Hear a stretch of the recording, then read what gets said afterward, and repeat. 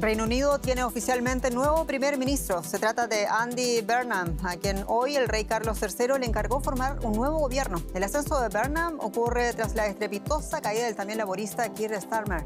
El nuevo primer ministro británico promete reformas y un cambio de rumbo principalmente a la crisis económica. Soy Jenny Pérez, en Berlín para Deutsche Welle. Destacamos. Una nueva etapa política comienza en Reino Unido. Andy Burnham llega a Downing Street con un plan a 10 años para reactivar la economía, combatir la crisis de vivienda y devolver la estabilidad política al país. Escala la guerra de drones entre Rusia y Ucrania. Moscú denuncia una ofensiva con más de 400 aparatos y nuevos ataques en ambos países dejan víctimas, incendios y daños en infraestructuras. Y España vuelve a reinar en el fútbol mundial. Más de 1 millón de personas se reciben en Madrid a la Roja, que venció a Argentina en la prórroga y hoy celebra el título en Madrid. Argentina, la subcampeona, procesa la derrota. Lionel Messi escribió: "El dolor es muy grande".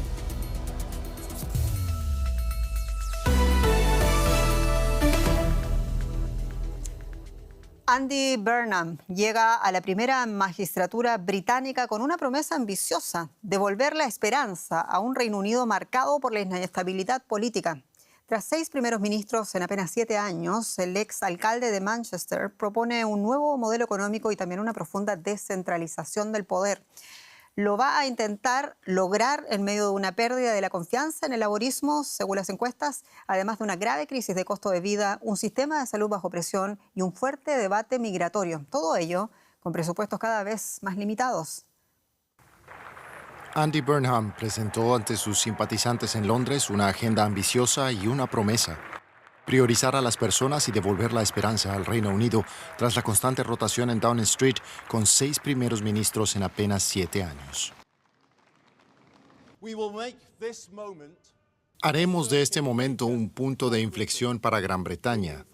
Impulsaremos los mayores cambios en 40 años con un nuevo modelo político y económico. Muchos ciudadanos sienten que siguen en declive y que no tienen la capacidad de cambiar las cosas. Por eso vamos a cambiar la política, para hacerla más colaborativa, para que se centre más en resolver problemas que en ganar réditos políticos. Sacaremos el poder de aquí para llevarlo a cada código postal del país. Burnham asume el cargo tras 9 años como alcalde del Gran Manchester. Durante su mandato, la metrópoli del norte experimentó una recuperación económica sin precedentes. El propio Burnham ha defendido su proyecto como un socialismo favorable a los negocios, orientado a poner fin al impulso privatizador iniciado en la década de 1980. Pero, ¿puede su llamado manchesterismo ser una solución a los problemas políticos del Reino Unido? Una de sus prioridades será ampliar las competencias de los gobiernos locales. También planea abordar la crisis del coste de la vida y construir más viviendas subvencionadas. Iniciativas costosas en un momento de presupuestos cada vez más ajustados. Hay muchos asuntos que necesitan atención, en particular el sistema sanitario y la inmigración. Y creo que es una pena que Keir Starmer no haya durado más tiempo, porque necesitamos estabilidad. Pero espero que Andy Burnham pueda aportarla y mantenerse en el cargo durante bastante tiempo. Creo que tiene una visión bastante diferente de las cosas. Durante mucho tiempo hemos tenido políticas bastante centristas y más de lo mismo, dejando aparte a Boris Johnson. Por eso me interesa ver qué propone. Burnham planea una gira por el Reino Unido para escuchar de primera mano los problemas de sus votantes y, con suerte, evitar los errores de sus predecesores.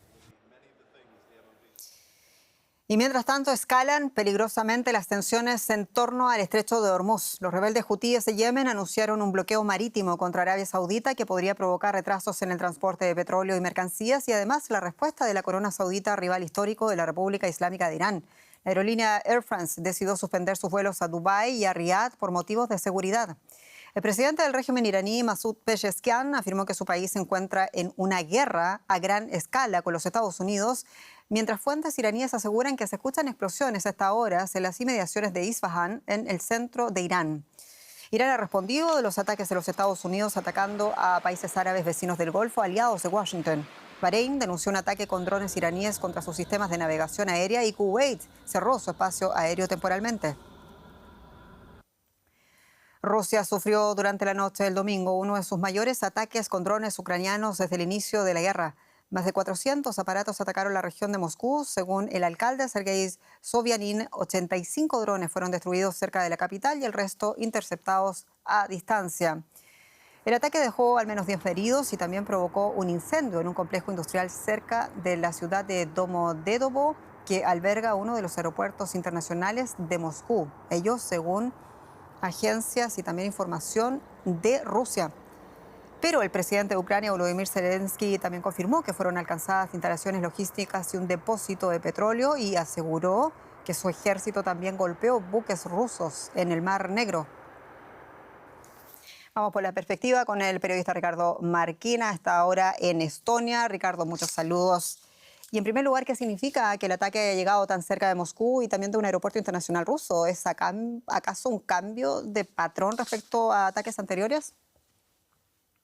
Buenas noches desde Báltico. Bueno, esto no es del todo novedoso. Este último año Ucrania parece haber pisado el acelerador en poner el objetivo en Moscú y son varias ya las veces en las que los ucranianos han golpeado Moscú y la región de Moscú. Pero hoy lo novedoso sí que es la cantidad, ese ataque masivo con más de 400 drones y sobre todo es la implementación de todo un sistema, la consolidación de una estrategia que vendría a ser que Moscú tenga su cielo cubierto de humo negro por los bombardeos igual o más del cielo que tiene la capital ucraniana, Kiev, después de los ataques rusos. Kiev pretende así recordar a los moscovitas que están en un país en guerra y por eso ataca las infraestructuras de transporte, que son en teoría civiles, pero que bien pueden ser de doble uso militar, pues el transporte terrestre, el transporte marítimo, el fluvial, que es básicamente un corta y pega de la estrategia rusa desde el mismo comienzo de la guerra. Podemos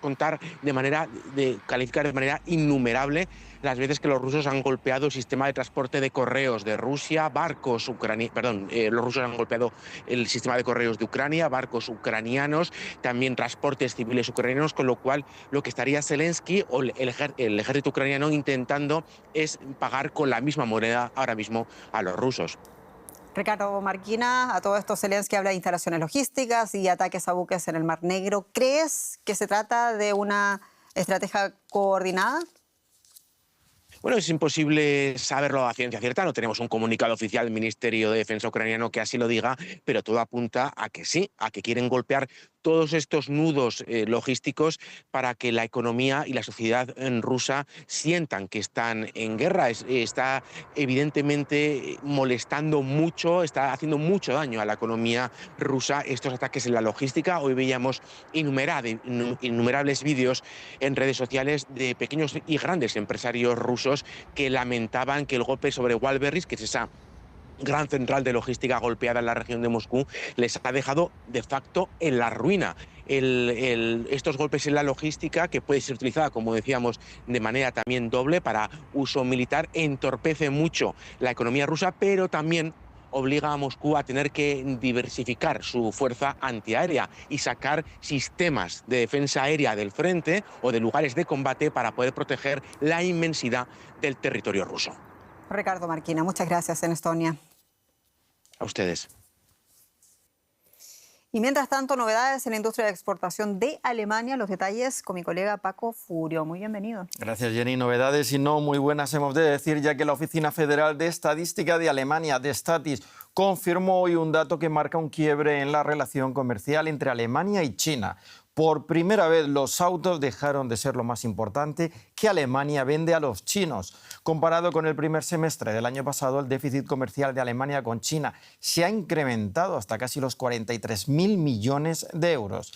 El rubro de mayor caída en las exportaciones alemanas fue el de automóviles y autopartes, que retrocedió un 26,1%, al tiempo que se incrementaron las importaciones de automóviles chinos a la principal economía del bloque europeo. Y nos vamos hasta la Bolsa de Frankfurt para ampliar este tema con nuestro analista Ezequiel Daray. Saludos, Ezequiel. Este es sin dudas un dato negativo por una economía de perfil exportador. ¿Qué consideras que es lo más preocupante de las cifras publicadas hoy por The Statis? Bueno, Paco, más allá de las cifras de cuánto exporta y cuánto importa desde China a Alemania, lo que llama la atención es qué exporta y qué importa desde China, porque está exportando cada vez menor valor agregado a medida que exporta cada vez menos automóviles y más productos simples, como por ejemplo electrodomésticos, y está importando cada vez más productos que compiten con los mejores productos alemanes. Tengamos en cuenta que además que hay un montón de cosas que han pasado. La crisis energética ha llevado a que aumente el costo de la energía aquí en Europa por la guerra en el Golfo, y esto le ha pegado mucho más a la industria alemana que a la industria china, porque China tiene reservas de petróleo, reservas de carbón, mucho mayor desarrollo de la energía solar. También ha hecho justamente que la energía solar crezca mucho aquí en Alemania, sobre todo en el sector residencial. Y el 80% de los paneles que se utilizan son chinos y también las baterías son chinas. Y tengamos en cuenta también que la economía china está creciendo al menor nivel en 40 años. Una economía que no crece, o que crece poco, mejor dicho, demanda menos productos alemanes y además tiene excedentes de producción que obviamente envía a Alemania, que es un mercado muy apetecible. En la industria automotriz ha vuelto a ser la que trajo las peores noticias. ¿Hay alguna alternativa de que se revierta esta caída que parece no encontrar suelo, Ezequiel? Bueno, Paco, yo te diría que la industria alemana se tiene que empezar a acostumbrar a vivir sin China. De hecho, las exportaciones de autos a China son cada vez menores y ya prácticamente poco significativas. Tal vez alguna estrategia como la de Volkswagen de producir en China vehículos para China. Pero sí hay otras oportunidades de mercado interesantes, como por ejemplo el mercado europeo, que es el principal destino de las exportaciones de automóviles alemanes. El mercado de los Estados Unidos, que a pesar de los aranceles está creciendo, y los nuevos acuerdos que ha firmado la Unión Europea como Mercosur o Indonesia. Lo que sí, Paco, vamos a ver a una industria automotriz que va a tener cada vez menos peso en el Producto Bruto alemán. Vamos a ver cierre de fábricas. No descarto que haya marcas que desaparezcan y también una red de proveedores que va a sufrir mucho en el futuro. Gracias, Ezequiel, desde Frankfurt.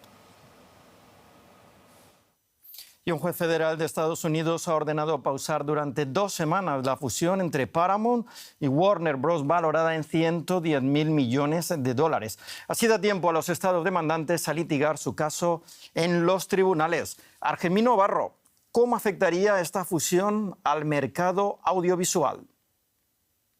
Bueno, pues tendría un impacto claro en el mercado audiovisual de Estados Unidos. Hay 5 grandes compañías, con lo cual la fusión entre Paramount Skydance y Warner Bros.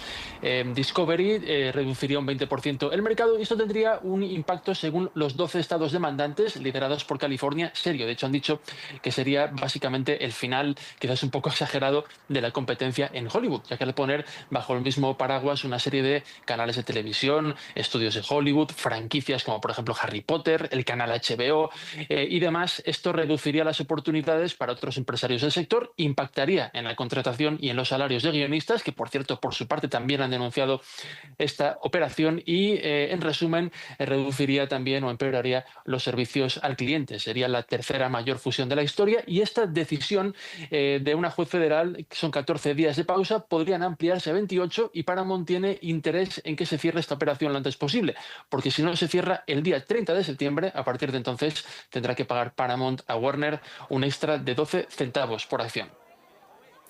Pero además de las preocupaciones económicas, esta fusión también genera inquietud política. ¿Por qué razón?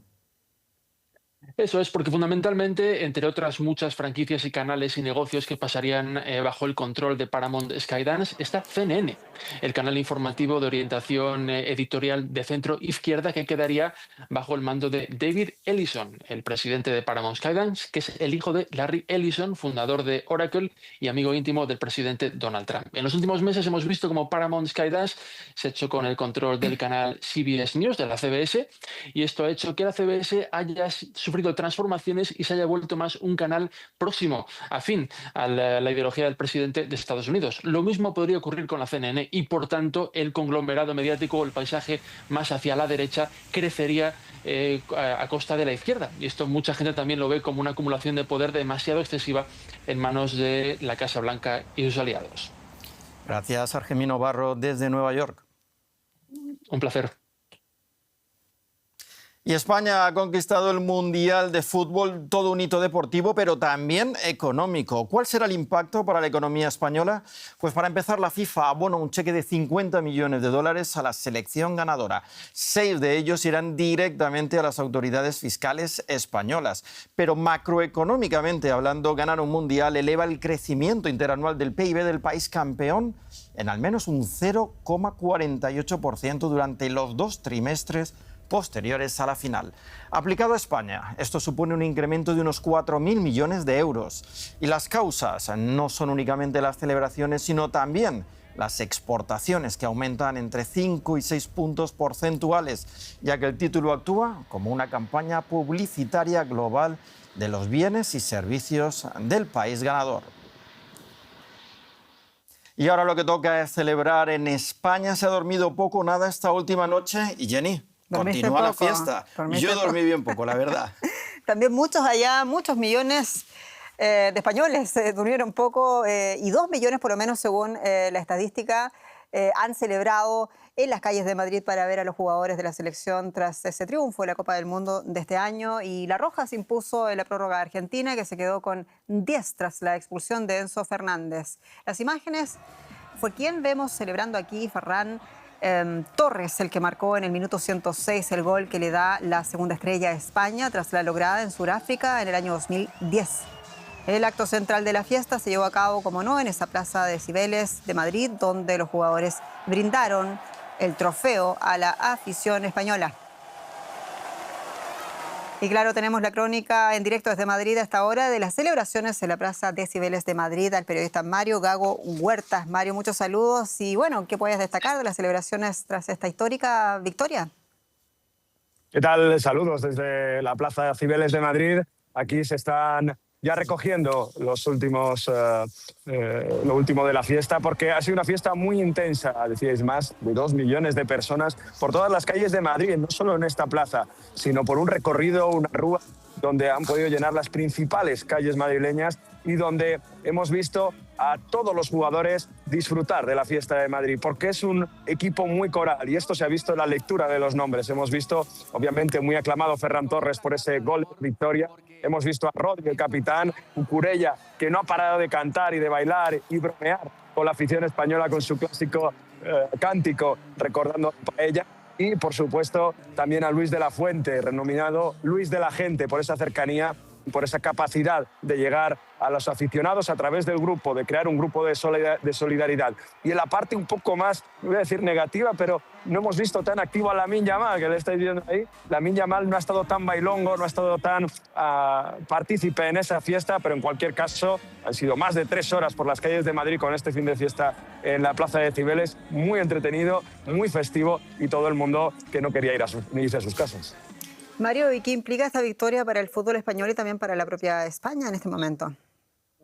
El fútbol español está en su mejor momento de su historia, ya no solo a nivel masculino, donde es campeón de Europa, campeón del mundo, vigente finalista también de la Nations League, perdió el año pasado contra Portugal, pero campeón del mundo en el fútbol femenino, subcampeón de la Eurocopa y campeón de la Nations League femenina. Estamos hablando de una hegemonía prácticamente total en el mundo del fútbol, pero además la forma en la que se ha hecho, sin estrellas. Esto es el mood, esto es el lema que se ha llevado en todo este mundial.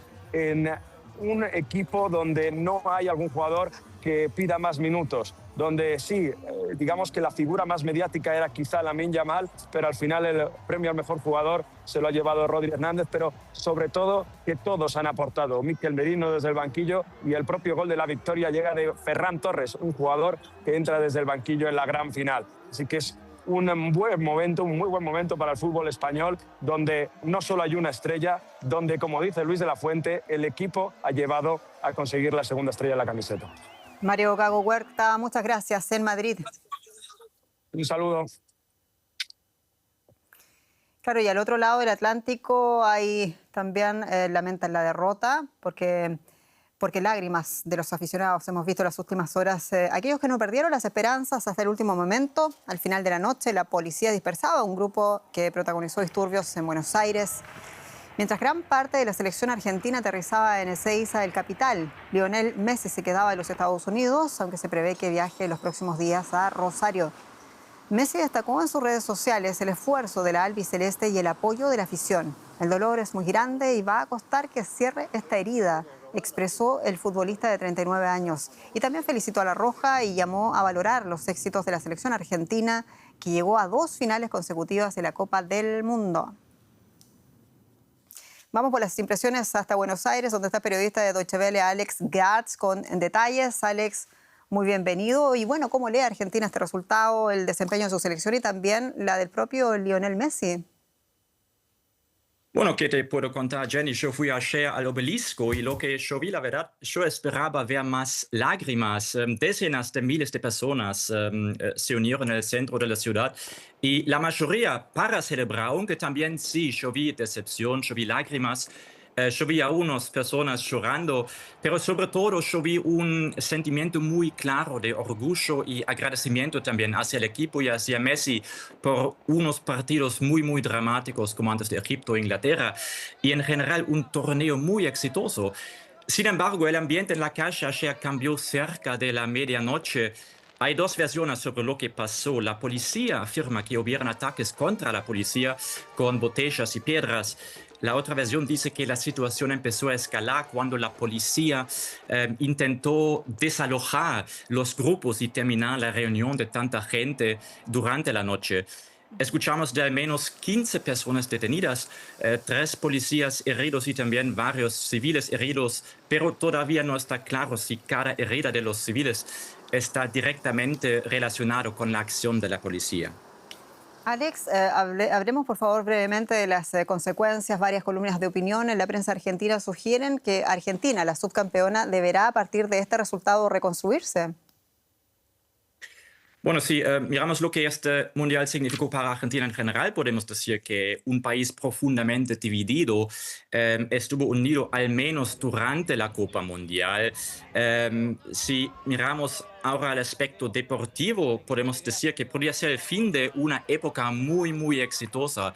El entrenador Lionel Scaloni tiene contrato hasta el fin de 2026, pero todavía no está claro qué va a pasar después. También escuchamos Scaloni hablar sobre Messi y su futuro en la selección y Scaloni dijo que es Messi quien decida su futuro en la selección. Pero Messi ya tiene, como mencionaste, 39 años y es difícil imaginarse si podrá llegar a otro mundial dentro de 4 años, aunque, claro, muchos ya decían lo mismo después del mundial de 2022, entonces vamos a ver, ¿no? Alex Gratz, periodista de Deutsche Welle en Buenos Aires, muchas gracias. Y hablamos un poquito de política alemana porque Jens Spahn dimitió este fin de semana como el jefe del grupo parlamentario conservador del canciller federal Friedrich Merz. Su renuncia llega tras la polémica por el hijo que tuvo junto a su marido mediante un vientre de alquiler, práctica ilegal en Alemania y que Spahn había rechazado repetidamente como legislador. El canciller Merz calificaba la salida como correcta e inevitable y ahora evalúa una remodelación de su gabinete. El episodio complica a la Unión Cristiano-Demócrata de Merz justo a 2 meses de las elecciones regionales de septiembre en Mecklemburgo-Pomerania Occidental, Sajonia-Anhalt y Berlín. Y el capo mexicano de la droga, Ismael El Mayo Zambada, fue condenado a cadena perpetua por haber codirigido el cártel de Sinaloa tras ser hallado culpable de tráfico de cocaína y de fentanilo por un tribunal de los Estados Unidos en Nueva York. Zambada se disculpó frente al juez antes de conocer su sentencia y pidió que cese la violencia en México y en otros lugares. Encarcelado en los Estados Unidos desde hace 2 años, Zambada se había declarado culpable de varios delitos relacionados con su responsabilidad al frente del cártel narcotraficante en agosto del año 2025. Su ex socio, Joaquín El Chapo Guzmán, ya cumple prisión de por vida en los Estados Unidos. Y se teme que decenas de personas hayan muerto luego de que un ferry con 133 pasajeros a bordo naufragara frente a las costas de Guyana el sábado por la noche. Las autoridades sugieren que una lista de pasajeros inexacta y el consumo de drogas por parte de la tripulación podrían haber contribuido a esta tragedia. No se han hallado sobrevivientes sobre el domingo por la tarde. La búsqueda de desaparecidos continúa frente a las costas de Guyana tras el naufragio de un ferry con más de un centenar de pasajeros a bordo. Las autoridades informaron que 67 personas fueron rescatadas y 2 murieron. El primer ministro guyanés, Mark Phillips, señaló que se detectaron preocupantes irregularidades en la operación de la embarcación. 2 tripulantes rescatados dieron positivo por cannabis durante los exámenes médicos realizados por el personal sanitario.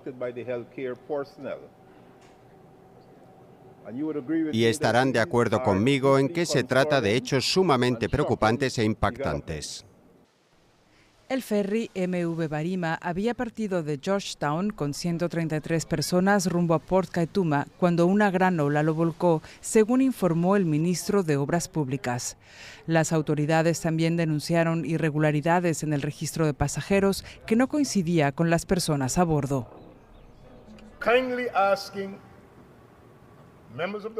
Les pedimos amablemente a los ciudadanos y a los familiares que sepan de personas cercanas que hayan viajado, que se pongan en contacto con nosotros para que podamos tener una idea clara de a quiénes estamos buscando.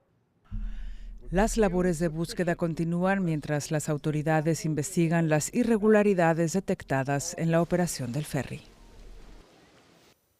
Y Japón enfrenta una ola de calor extremo con temperaturas superiores a los 38 grados en varias zonas del país. Son temperaturas muy inusuales. Las autoridades han emitido alertas por golpe de calor mientras decenas de personas fueron trasladadas a hospitales en la ciudad de Tokio. Las altas temperaturas van a continuar durante toda la semana y podrían superar los 40 grados el miércoles y jueves, especialmente en Tokai, una región del centro del país situada entre Tokio y Osaka. Las autoridades recomiendan usar aire acondicionado, beber suficiente agua y evitar permanecer al aire libre por periodos prolongados. También piden especial atención a bebés y personas de edad avanzada. Y como le contábamos al principio quiero decir, y ahora que Andy Burnham asumió como el primer ministro de Reino Unido, hay un inquilino en la residencia oficial de los jefes de gobierno británicos que sobrevivió a todos los primeros ministros anteriores. Se trata de Larry, el célebre gato del número 10 de Downing Street, que tiene nuevo compañero de casa. Las imágenes. El detalle que tensiona la transición. Burnham llegará con un perro incluido. Así que el flamante jefe de gobierno ya enfrenta su primera negociación y esta vez el dueño del territorio tiene 4 patas. Y aquí nos despedimos. Muchas gracias por su atención. Somos Deutsche Welle. Hasta pronto.